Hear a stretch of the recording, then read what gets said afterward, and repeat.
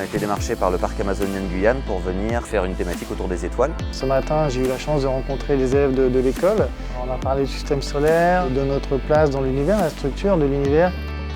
C'était l'occasion de leur ramener le centre spatial directement dans leur école. On a pas mal échangé, les plus grands étaient extrêmement curieux.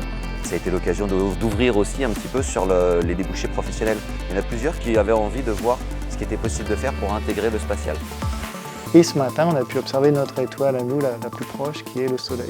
Avec cet instrument que moi personnellement j'adore, qui est une lunette H-alpha, qui va nous permettre d'observer juste l'hydrogène du Soleil. Et on va pouvoir voir une sorte de petite granulation, un petit peu comme s'il bouillonnait, et sur les bords, des petits filaments. C'est tout petit sur la photo, ça fait plusieurs fois la taille de la Terre, donc on est sur des échelles énormes. Et donc ça permet après de faire un travail avec les enfants sur les différentes échelles et les différentes tailles dans l'univers. On a fait un petit montage pour le diffuser aux enfants, et on a rajouté la Terre sur le côté pour voir la taille. On la voit à peine sur la photo, la Terre. Hier soir, on a fait une conférence sur les objets qu'on pouvait observer le soir. Donc l'idée, c'était d'introduire la soirée d'observation. Avec le parc, on organise des soirées d'observation des planètes, mais aussi l'observation du ciel profond grâce à l'EVScope, le télescope qui appartient au parc à Saül. Au niveau du ciel profond, c'est tous les objets qu'on ne peut pas voir à l'œil nu. On a vu Saturne et son anneau. C'est des géantes gazeuses.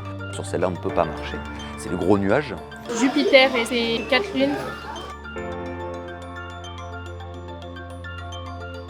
J'ai fait un petit topo sur la lune de Jupiter, dont Europe, qui personnellement moi, me fait rêver, parce que la lune Europe, on a probablement un océan souterrain. Et dans cet océan, peut-être que de la vie s'est développée.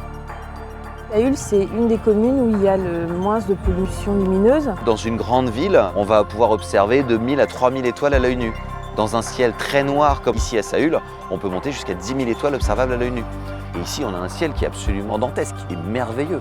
On voit la Voie lactée qui se détache tout du long, on la voit traverser tout le ciel. Et souvent, quand on cherche sur Google ou dans des livres, on va voir le ciel de métropole avec des constellations qui sont différentes. On a accès au ciel de l'hémisphère nord d'un côté, au ciel de l'hémisphère sud de l'autre. Et donc, si on attend, on laisse passer la nuit, on peut voir à peu près tout le ciel de la planète. Ça change des photos prises par les télescopes qu'on voit dans les magazines ou sur internet. Là, c'est vraiment brut, quoi. C'était surprenant de le voir en grand et de voir un peu tout ce qu'il y avait autour.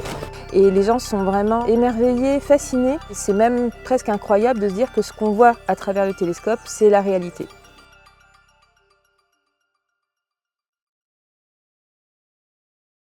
On avait des animations en réalité virtuelle avec des casques pour visiter le système solaire et un peu se familiariser avec les planètes qu'il compose, les constellations qu'on peut trouver. Je suis dans l'espace.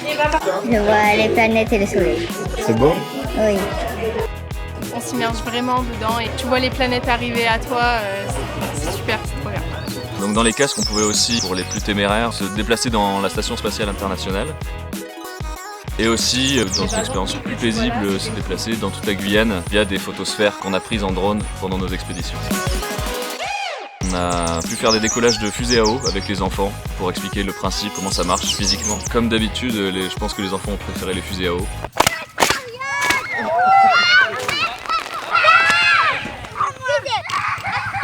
En termes de niveau sonore, ça voulait dire ça, ouais.